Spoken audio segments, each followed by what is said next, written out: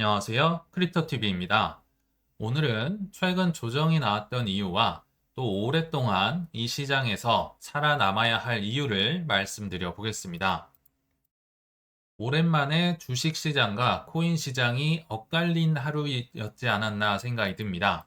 아시겠지만 어제 미국 주식 시장은 여전히 뜨거웠었고요. 특히나 파이낸셜 타임스에서 유럽과 미국의 관세 협상이 15%로 근접했다라는 보도, 그리고 실적 발표도 연일 좋은 게 나오면서 다우존스, S&P 500, 나스닥 연일 최고치를 갈아치우는 모습을 보여줬었습니다.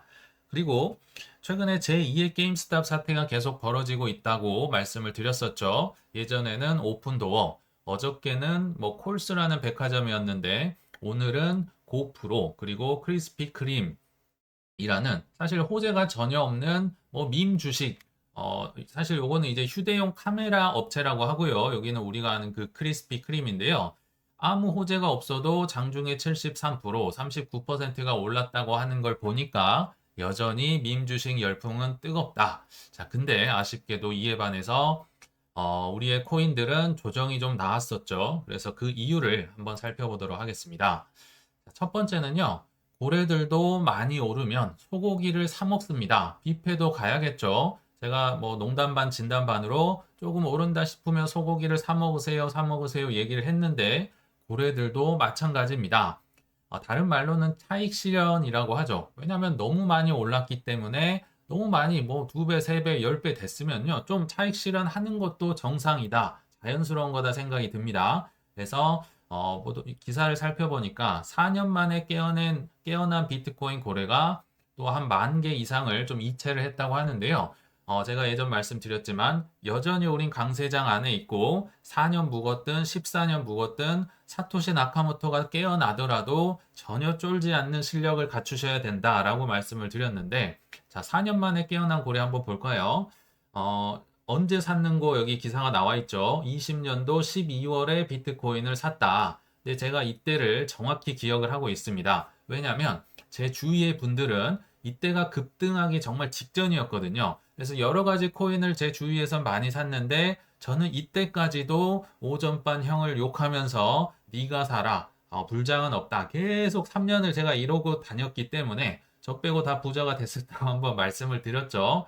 그래서 이 뼈아픈 시기를 기억합니다. 근데 이 고래는 이때 비트코인이 약 1.8만 불, 18,000불 정도 했을 때, 10,000개 이상 샀나 봅니다. 이때 가격을 하나로 하면 2,400만 원 정도니까 너무 좋죠. 지금 한 7배 올랐을까요? 소고기 사 먹을 수 있습니다. 충분히 7배 정도면 얼마든지 팔아도 된다. 차익 실현해도 된다. 굳이 정성까지 안 기다려도 된다. 자연스러운 현상이라는 걸 다시 한번 말씀을 드리고요. 또 이더리움 언스테이킹 요청이 급증했다라고 합니다. 언스테이킹이 뭡니까? 이제 이자 안 받아도 좋으니까 나 다시 돌려줘. 나 이거 팔고 싶어. 이런 거잖아요. 그래서 대기열이 지금 줄을 서가지고 한 9일 정도, 보통 한 10일 정도 걸리거든요. 그래서 9일 정도 소요가 되고 있다라고 합니다. 그래서 양을 보니까 최근에 이더리움만 약 19억 달러 정도의 이더리움이 언스테이킹을 대기 중이다. 왜냐면 이럴 게 4월 저점에서 무려 162%, 2배 반이 넘게 올랐기 때문에 좀 많이 올랐다 싶으면 바꿔 먹을 수도 있는 겁니다. 소고기도 사 먹고 플렉스도 하고. 왜냐면 그동안 너무 힘들게 아껴 먹고 바꿔 쓰고 나눠 쓰고 우리 이렇게 했었기 때문에 고래도 충분히 이렇게 할 수 있다 생각이 듭니다. 그래서 하락장에 매수하신 분들, 조롱했을 때 매수하셨던 분들의 권리라고 생각이 듭니다. 언제든지 많이 플러스 두세 배, 다섯 배 돼 있으면 저는 소고기 사 먹을 수 있다 생각이 들고요. 자, 단기적으로 근데 이건 조금 너무 심한 것 같은데 정점은 안 온 것 같은데 너무 심한 것 같은데 이러면 한 3분의 1 정도를 그 종목에 한해서는 매도를 하고 다시 바라보면 굉장히 객관적으로 바라볼 수 있다는, 예전에 이름은 생각 안 나는데 일본의 전설적인 투자자가 한 얘기인데 공감이 돼서 저도 이렇게 하고는 있습니다. 그래서 하락장 매수자들은 여전히 즐기셔도 된다라고, 자연스러운 현상이다 이렇게 생각이 듭니다.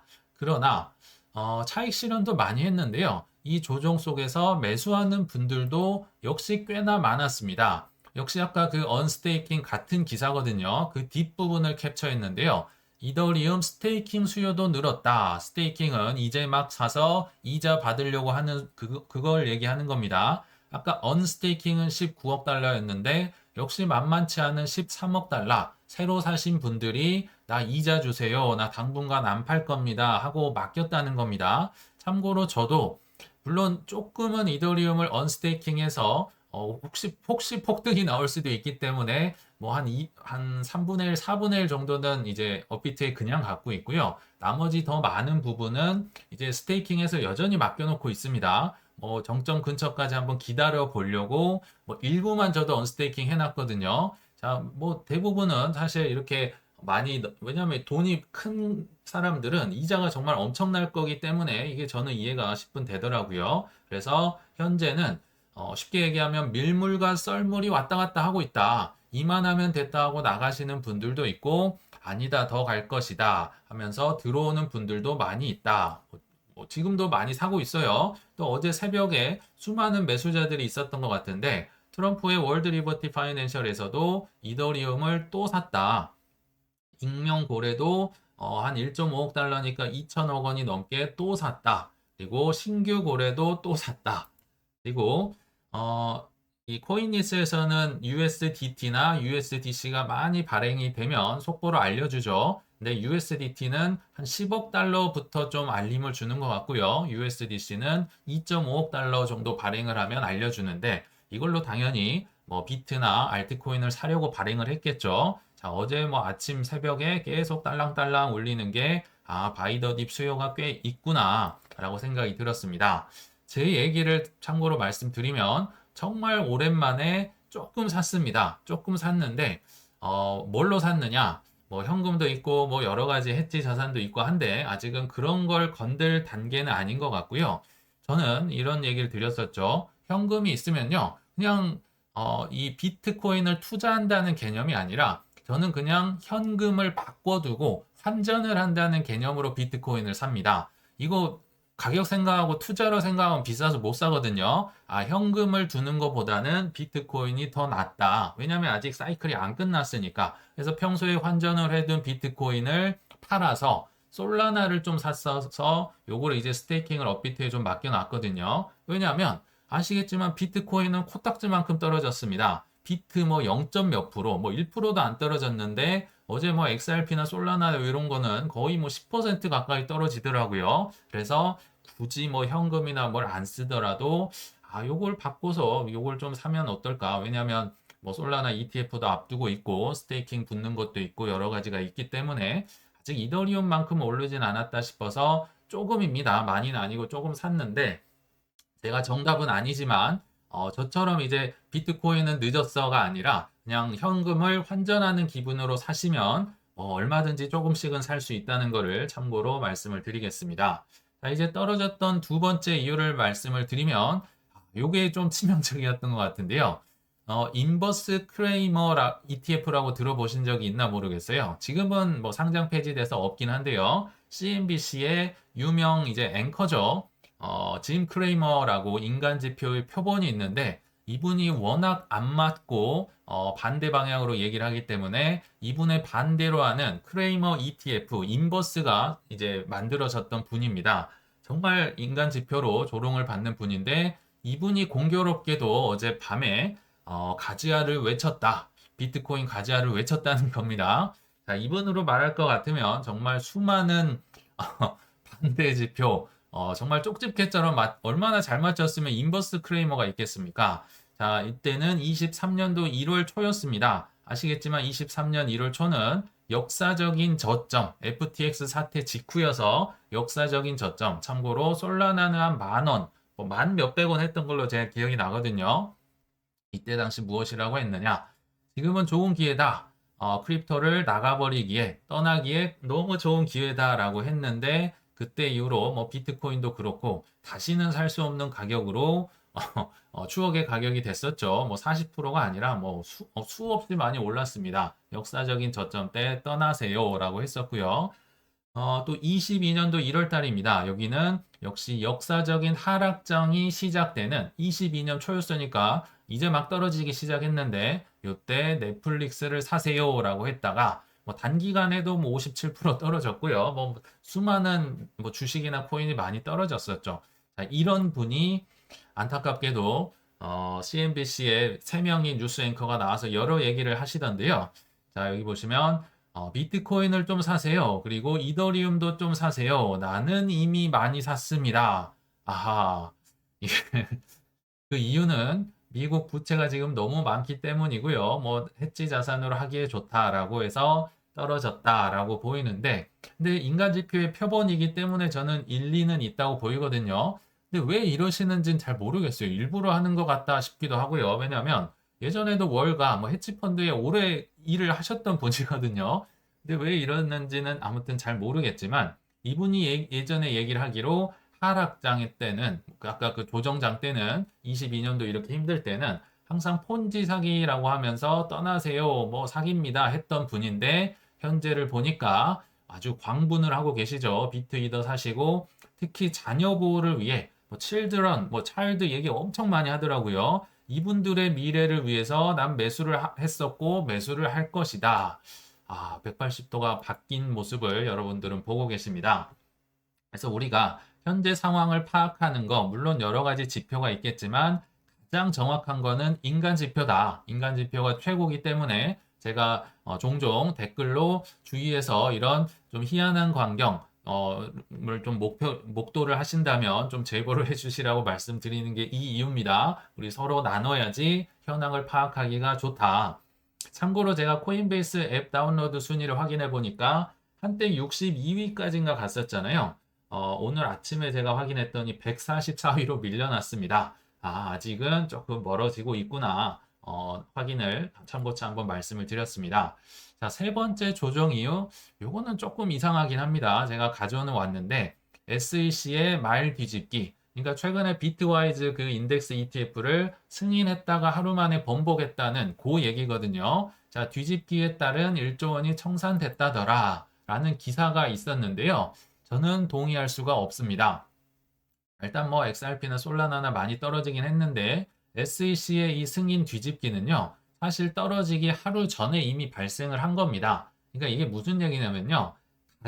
떨어진 가격이 만들어낸 뉴스다. 우리는 흔히 뉴스가 만들어져서 사건이 터져서 가격이 만들어졌다 생각이 드는데 물론 그런 경우도 있지만 더 많은 경우는 그냥 가격이 떨어지니까 뉴스를 찾은 겁니다. 그게 이제 하루 전 거를 가져왔다는 거죠. 자, 가격이 만든 뉴스, 요게 사실 확률적으로 더 많다라고 사실은 코스톨라니가 이런 얘기를 했고요. 저도 동의를 해서 한번 말씀을 드렸습니다. 1조 청산은 근데 팩트죠. 1조 원이나 청산이 됐다고 해요. 그래서 이 기사에 따르면 이번 알트코인 약세는 전반적인 유동성 부족에서 비롯된 것으로 보인다. 근데 이번만 그런 게 아니라요. 원래 알트코인은 유동성이 비트코인에 비해 현저히 떨어집니다. 자, 업비트가 아니에요. 바이낸스와 코인베이스에서 비트코인은 2% 가격이 움직일 때 소화할 수 있는 매매 주문 규모가 4천만 달러에 달하지만 XRP는 같은 기준에서 500만, 600만 달러 수준에 그친다. 그러니까 현물도 그렇고요. 특히나 선물은 더더욱 작기 때문에 유동성이 얕아서 뭐 청산도 잘 나오고 변동성이 크다. 이거 한국 얘기가 아니에요. 한국은 XRP 거래량이 엄청나잖아요. 그러나 바이낸스 코인베이스나 이런 데서 보면 비트, 이더, 뭐 시가총액 순으로 그냥 유동성이 크다라고 보시면 거의 정확합니다. XRP가 이 정도니까 더 작은 시총들은 비트 뭐 좀 기침하면 정말 추풍 낙엽으로 떨어진다는 거 뭐 다들 잘 알고 계실 거고요. 지난 밤, 뭐 오늘 새벽 보니까 정말 추풍 낙엽처럼 롱 포지션이 많이 강제 청산이 당한 것 같습니다. 엄청나게 많이 이런 머니들이 청산이 됐다. 그래서 빨리 버시려는 분들 단타를 포함해서 뭐 지금도 막 바꿔치기를 하고 카톡방 보면 정말 신나 있는 분들 많이 보이고요. 또 선물하시는 분들의 돈으로 이 업계 전체가 굴러간다. 좀 말씀드렸지만 업비트 비썸 건물을 세워주고 관리인들 관리사무소 만들어주고 대표님들 업무 추진비 뭐 품위 유지비, 아이들 뭐 영유 뭐 이 비용, 영어 유치원 비용 수많은 것들을 이분들의 돈으로 업계가 굴러가고 있다. 뭐 장기 투자하시거나 사이클 투자하시는 분들의 가만히 있기 때문에 이분들만 있으면 이 업계 전체가 망한다. 다시 한번 말씀을 드립니다. 이제 복습 겸 굉장히 좀 중요한 얘기를 한번 해보려고 합니다. 조정 오시고요. 힘들 때마다 우리는 확정된 미래를 생각하셨으면 좋겠다라고 생각이 드는데요. 자, 2022년의 추억을 한번 더듬어 보도록 하겠습니다. 지금 제가 무슨 얘기를 하려느냐? 22년에 무슨 일이 있었습니까? 수많은 일들이 있었습니다만 코인 쪽에서 가장 큰 일은 테라 루나 사태와 FTX 악재에 정말 초토화가 됐었던 거, 이때를 겪어보신 분들은 기억이 나실 겁니다. 1년에 하나만 와도 큰 거거든요, 사실. 근데 두 개가 상반기, 하반기 한 번씩 왔는데, 자, 이들이 망한 게 사실은 조금 이해가 안 됩니다. 왜냐하면, 자잘한 애들이 망해야지, 이렇게 큰 대마불사라고 하죠. 대마가 왜 이렇게 많이 죽었는지, 자, 테라루나의 루나 코인은요, 한때 시가총액 6위에 해당하는 어마무시한 코인이었습니다.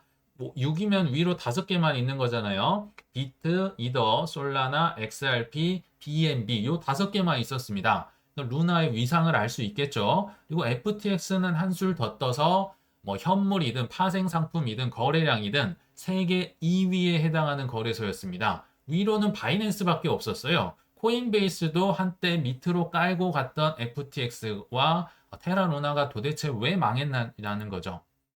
네, 짧게 결론만 얘기 드리면 테라는요, 사실은 이 미국이 예전부터 이런 걸 계획을 했었어요. 세력들은 미국 국채 수요를 끌어들이기 위해서 뭐를 해야 되지? 아, 스테이블 코인의 준비금으로 100% 이렇게 만들어 놓으면 되겠구나.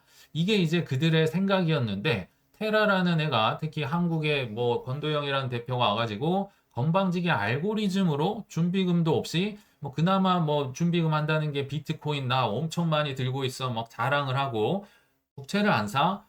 그리고 뭐 뉴욕 법원에서 좀 참석을 하라고 하니까 안 싫은데요. 안 가고. 와, 이게 미국 입장에서는 정말 제거해야겠구나. 이런 생각을 하지 않았을까 제가 생각이 들고요. FTX도 사실은 뭐 유용을 하기도 하고 뭐 엄청난 로비를 SEC와 CFTC 하면서 뭐 바이낸스도 그렇고 여러 이제 다른 세력들의 심기를 불편하게 한 것도 있는데 제가 볼 때 주목할 것은 예전 뭐 영상에도 말씀드렸지만 주식 토큰화의 점유율이 이 FTX가 무려 70%였습니다.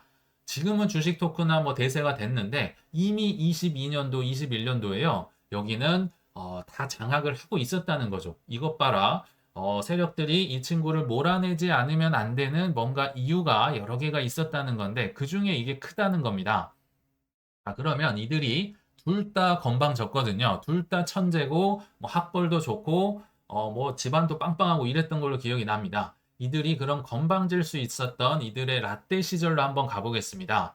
테라의 전성기 시대의 스테이블 코인 점유율, 뭐 루나도 뭐 엄청 낮지만 테라는 이 친구도 만만치 않았습니다. 이때 당시의 스테이블 코인 시장 점유율은요.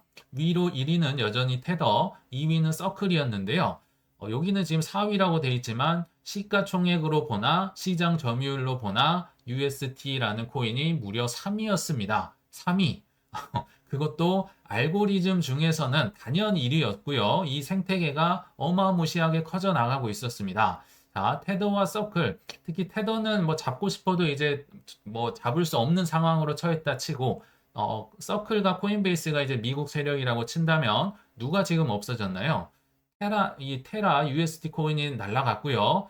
뭐 3위로 기록되어 있는 BUSD, 바이낸스에서 발행했던 스테이블 코인 역시 날라갔었죠. 제거를 한 겁니다. 바이낸스 날라갈 때 SEC가 여기도 니네 증권 하면서 콕 집어서 날려버렸죠. 결국은 이들의 뭐 장기적인 플랜에 의해서 이 하락장 때 제거가 됐다. 그래서 지금은 알고리즘 스테이블 코인을 거의 자취를 찾을 수 없고 과거에도 이거 엄청 위험한 거야 이런 인식이 굉장히 많았었죠. 제거가 됐다. 그럼 누가 제거를 했느냐?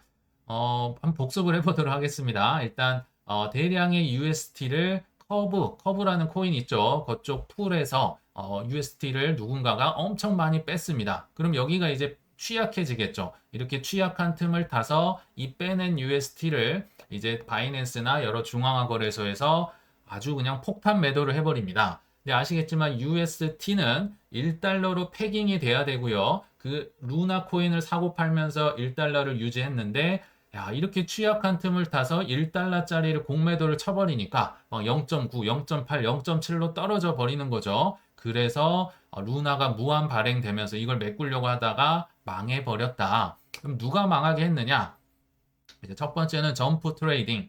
점프가 들어가면 피도 눈물도 없는 친구들입니다. 점프 트레이딩, 점프 크립토. 원래는요, 이 루나 재단을 도와서 마켓 메이커도 하고, 비트코인 뭐 관련 자문도 하고, 그러니까 어려울 때는요, 테라 루나를 원래 도와줘야 되는 곳들인데, 사실 얘네들도 그냥 냅다 공매도를 때려버리고 매도를 해버렸던 걸로 제 기억이 나거든요. 얘네만 있었던 건 아니고, 뭐 윈터뮤트나 이런 마켓 메이커들도 이랬던 걸로 제 기억이 납니다. 그리고 두 번째가 좀 주목을 하셔야 되는데, 당시 루머는 퍼다 했었죠. 시타델과 블랙락이 배후에 있었다. 근데 명확한 증거가 없고 본인들도 뭐 아니다라고 했는데 제가 볼 때는 레리 핑크 형님이 칼잡이 시타델 헤지펀드의 1인자죠. 여기를 칼잡이를 고용을 해서 좀 보내버린 게 아닌가 그냥 추정을 합니다. 전 이 중에서 왜냐면 나중에 이제 이득을 본 사람들이 범인이라고 하잖아요. 그래서 이 친구들이 좀 의심이 많이 된다라고 생각이 들고요. 자, 세 번째는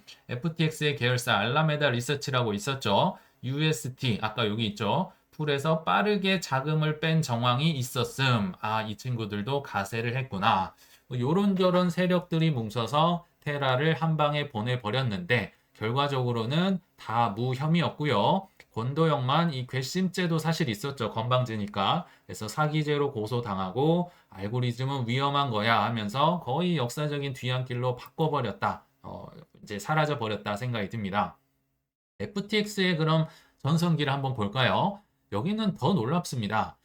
주식 토큰화의 비중이 무려 70% 이상입니다. 지금은 뭐 로빈후드다, 제민이다, 크라켄이다, 뭐 대세가 됐고 여기저기 지금 하는데 사실 이미 전 시즌에 이미 FTX는 전 세계의 뭐 테슬라, 애플, 뭐 게임스탑 이런 것들을 팔았었거든요. 실제로 저도 사용을 해봤었는데 너무 편했습니다. 왜냐하면 해외 거래소 우리가 그 해외 주식 살려면 환전도 해야 되고 뭐 밤에 해야 되고 뭐 24시간 할 수도 없고 뭐 여러 가지가 복잡한데 그냥 여기서는 USDC나 DT 사가지고 이런 걸 샀었고 뭐 들고 있으면 뭐 이자도 뭐 따박따박 주고 엄청 편하게 썼던 기억이 나거든요. 물론 조금만 해서 뭐 저는 피해가 전혀 없긴 했는데 아무튼 그 편하고 좋은 걸 이미 장악을 하고 있었다. 그러니까 뭐 바이낸스든 뭐 누구든 야, 이 시대가 올 거라고 예상을 하고 계획을 했던 입장에서는 이놈들이 뭐 죄송합니다. 이분이 굉장히 눈엣 가시였을 가능성이 높겠죠. 그래서 토큰화된 주식 거래 시장에서 독보적인 일이었다. 그럼 원인이 무엇인가? 왜 망했느냐? 뭐 고객 돈을 유용했고 뭐 여러 가지 이유가 있지만 일단 시작점이 됐던 거는 코인데스크에서 내부 고발자 알라메다 리서치의 재무제표를 누군가 뭐 좀 이렇게 섭외를 했나 봅니다. 그래서 재무제표를 딱 공개하면서 근데 얘네들 자회사인데 얘네 좀 봐. 얘네 너무 위험한 거 아니야? 뭐 FTT가 뭐 엄청 많이 들고 있네. 이거 한 방에 날아가는 거 아니야? 이렇게 요게 이제 시작을 촉발했다고 보는데 이때 당시에 코인데스크의 모 회사가 지금은 그 피터 틸의 그 분리시죠. 뭐 그쪽으로 바뀌었지만 23년도 전까지는 그레이스케일의 모 회사인 디지털 커런시 그룹이 코인데스크를 갖고 있었습니다. 근데 이때 FTX와 DCG가 경쟁 구도였고 뭐 채무 채권 관계가 얽히면서 굉장히 사이가 안 좋았다고 해요. 그래서 여기에서 일단 기사를 빵 터뜨렸고 또 좌우장펑이 때마침 바이낸스도 여기를 봐버리려고 했었죠. 굉장히 건방지게 막 여기저기 로비를 하고 뭐 바이낸스에 대한 안 좋은 뭐 얘기도 좀 하는 것 같고 해서 FTT 다 니네 거 토큰 팔아버리겠다 해서 요 원인도 물론 있습니다만 보통은 이 범인이 좀 수익을 보는 사람이 범인이다 이런 얘기를 하잖아요. 물론 블랙락도 FTX에 투자를 해서 뭐 소액 손실을 봤다고는 하는데 또 다른 전망에 의하면 블랙락은 이미 알아서 좀 회수를 많이 했었다고 해요. 아무튼 블랙락이 공교롭게도 그 이후에 이 FTX의 파이 수익을 많이 가져갑니다. 자, 지금 뭐 블랙락의 RWA 토크나 시대가 왔다. 이거 굉장히 유명한 발언인데 공교롭게도 22년도 11월, 12월 FTX가 망하자마자 23년도 3월 초에 주주 연례 서한을 통해서 블록체인 기술을 통한 증권, 부동산, 채권 등의 토큰화가 차세대 금융혁신이다. Everything will be tokenization. 뭐 이렇게 얘기를 했었죠. 이분들이 수혜를 보는구나. 공교로운 거죠. 참 이게 제거가 되자마자 이렇게 된다는 게. 그래서 그 뒤로 이제 일사천리로 진행이 됐다고 보시면 됩니다. 23년 3월에 RWA 가지아를 외쳤고요. 23년도 6월 달에 바이낸스 코인베이스 뭐 증권이다 하면서 고소를 하고 나서 불과 2주 후에 비트코인 ETF를 신청을 했었죠. 그래서 24년 1월에 승인이 됐었고 그 뒤로는 이제 일사천리입니다. 지금은 뭐 다들 알고 있는 지니어스법 스테이블 코인이 지금 판을 치고 있죠.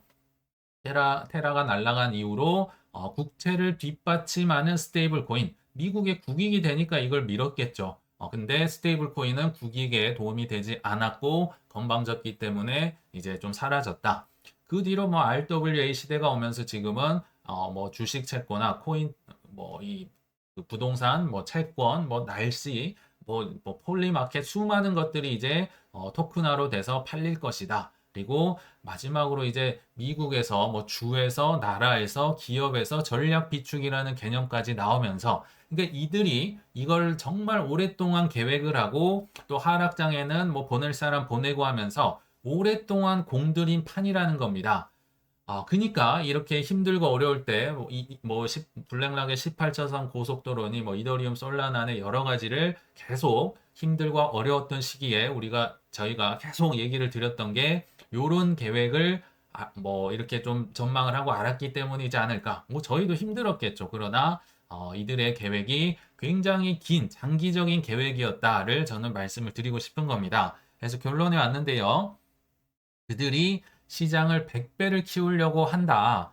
그들은요, 이 시장을 두세 배 키우고 뭐 잠깐 먹으려고 들어온 게 아닙니다. 아까 보셨지만 정말 오랫동안 100배 이상 장기적으로 키우기 위해서 공들여 키운 시장이니까, 뭐 최근에 오신 분들도 이번 사이클에만 뭐 운 좋게 먹고 빠지려 하시기보다는 대략적인 이런 사이클 투자, 매크로 투자에 대한 내 실력을 계속 키워가고 경험을 쌓아 가시면서 오랫동안 이 시장에서 롱런 하시길 바라면서 이만 마치겠습니다. 시청 감사합니다.